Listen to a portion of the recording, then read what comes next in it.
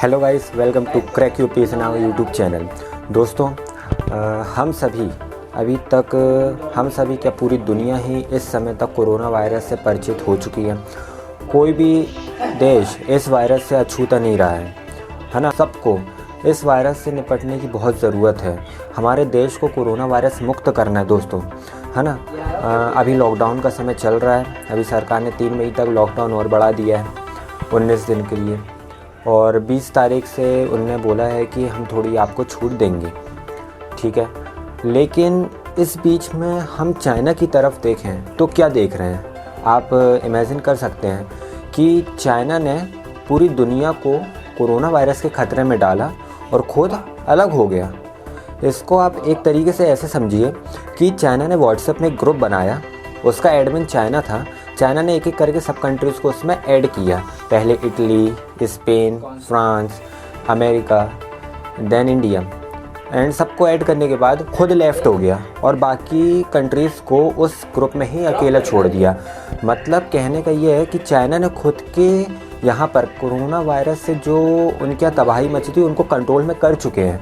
But पूरे जो आप इटली की हालत देख सकते हैं, स्पेन की देख सकते हैं, फ्रांस की देख सकते हैं, है ना। एंड सबसे बड़ी बात आप यूएसए की देख सकते हैं। आप यूएसए को नहीं भूल सकते क्योंकि आज के टाइम पे यूएसए सबसे ज़्यादा कोरोना वायरस से संक्रमित है ना। एंड उधर पर बहुत सारे लोगों की मौत हो चुकी है और पूरी दुनिया का सबसे बड़ा हॉटस्पॉट न्यूयॉर्क है दोस्तों, है ना। आप समझ सकते हैं कि चाइना ने किस तरह कोरोना वायरस से यूएसए को इफ़ेक्ट किया है। एंड अभी तक पूरी दुनिया में एक ही सुपर पावर थी, वो थी अमेरिका। आपको मैं थोड़ा सा पीछे ले जाऊंगा और थोड़ी सी इसके बारे में आपको हिस्ट्री बताऊंगा। 1939 में होता है सेकेंड वर्ल्ड वॉर, जो कि 1945 तक चलता है। जैसे ही वर्ल्ड वॉर सेकेंड ख़त्म होता है, पूरी दुनिया में बायपोलर सुपर पावर का जन्म होता है। बायपोलर मतलब 2 सुपर पावर का जन्म होता है। एक है USA, America, and second one is USSR. USSR को मॉडर्न टाइम में रशिया बोलते हैं। फिर 1945 से कोल्ड वॉर चालू होता है, जो कि यूएस एंड यूएसएसआर के बीच में रहता है। और कोल्ड वॉर लगभग 45 ईयर्स तक चलता है। और 45 ईयर्स के बाद बर्लिन वॉल को जैसे ही गिराया जाता है जर्मनी में, उसके बाद से कोल्ड वॉर ख़त्म होता है एंड यूएसएसआर की डिफीट होती है। और फिर उसके बाद से यूनिपोलर होता है पूरा वर्ल्ड दोस्तों। यूनिपोलर मतलब एक शक्ति वाला देश, मतलब पूरी दुनिया का मालिक हो गया समझ लो यूएसए। यूएसए इस दी सुपर पावर चीज़ों से, जैसे हम बोल सकते हैं उन्होंने ट्रेड से उनको इफ़ेक्ट किया बहुत है। और अभी हम देख सकते हैं कि चाइना अपनी गलती अभी तक नहीं मान रहा है। चाइना हमेशा से उस पर सवाल उठाया गया कि चाइना ने से पूछ रहा है कि आपके यहाँ वायरस हुआ, आपने क्यों नहीं किया। तो चाइना हमेशा मुकर रहा है इस बात से कि ये वायरस हमारे यहाँ से हुआ ही नहीं है। ये वायरस वो कभी इल्ज़ाम लगाते कि इटली से ही शुरू हुआ है, और जब वो उसका सबूत नहीं दे पाता है तो वो यूएसए पे इल्ज़ाम लगाता है। लेकिन वो अभी तक अपने ऊपर वो गलती नहीं ले रहा है, जबकि सबको पता है कि चाइना की वुहान सिटी से इस वायरस का जन्म हुआ। और आप एक बात को नोटिस करिए, ये वायरस वुहान सिटी से चाइना में ही, ये बीजिंग नहीं जा पहुंचा, ना ही शंघाई जा पहुंचा।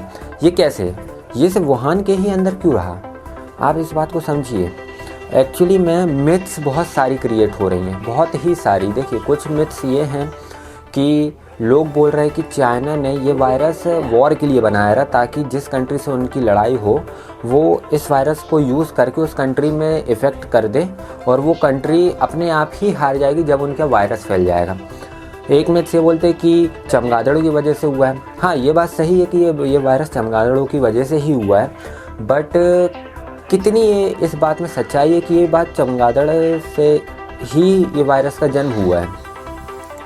चलिए, उसके बारे में आपके लिए नेक्स्ट वीडियो में आपको पूरा बताऊंगा ये चमगादड़ के बारे में, कि कैसे, कौन से चमगादड़ हैं, कौन से वेट मार्केट से इसकी शुरुआत हुई, वो सब मैं आपको नेक्स्ट वीडियो में बताऊंगा।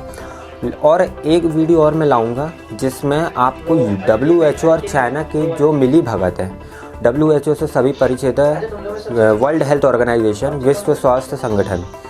तो आप सभी को पता है कि 57 डेज़ के बाद, जब कोरोना वायरस पूरे दुनिया तक में फैल चुका रहा, उसके बाद विश्व स्वास्थ्य संगठन ने WHO ने इसको महामारी घोषित की 11 मार्च को।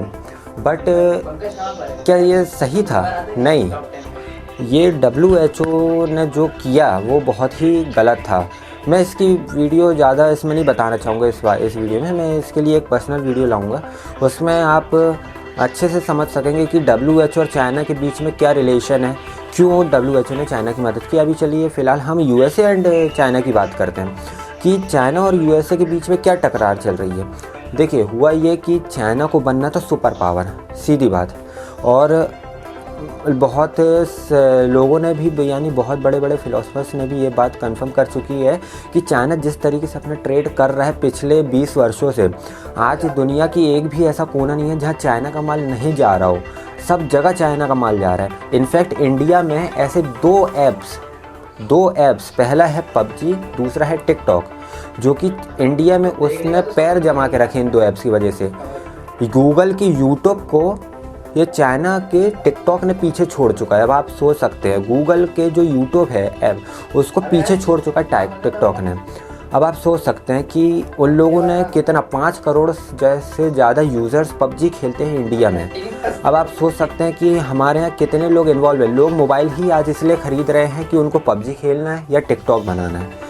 तो चाइना ने, और चाइना के तो आप मोबाइल भी देख सकते हैं, वीवो, ओप्पो, शाओमी, यही 3 मार्केट में फ़ोन सबसे ज़्यादा बिक रहे हैं। अगर हम एप्पल की तुलना करें अगर इन तीनों से, तो सबसे ज़्यादा मोबाइल इन तीनों के ही बिक रहे हैं, वीवो, ओप्पो और शाओमी के।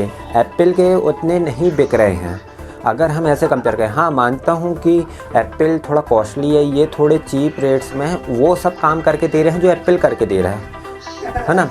तो हम आगे देखते हैं कि जो ट्रेड वॉर हुआ है इन दोनों के बीच, वो ट्रेड वॉर बहुत ही इफ़ेक्ट किया है चाइना ने USA का। देखिए, अभी USA में सब कुछ बंद है, वहाँ भी लॉकडाउन की स्थिति है, क्योंकि सबसे बुरी स्थिति USA की ही है अभी समय। और चाइना ने तो पूरा बर्बाद करके रख चुका है।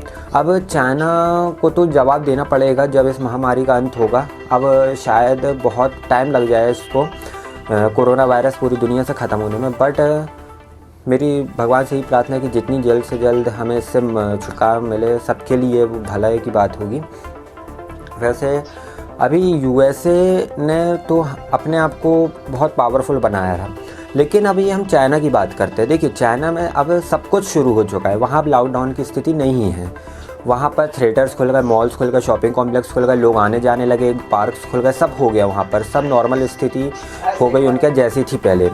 बट चाइना अब धीरे सीक्रेटली अपनी मिलिट्री स्ट्रॉन्ग कर रहे हैं।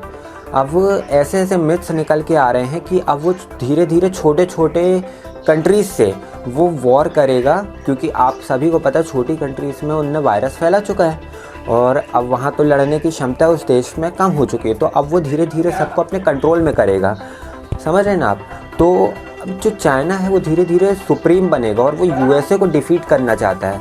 तो हम एक बात इसको भी लेकर चलते कि कोरोना वायरस इसलिए ही बनाया गया हो कि चाइना को सुपर पावर बनना हो, है ना, अपनी वर्चस्व अपना बढ़ाना हो पूरी दुनिया में।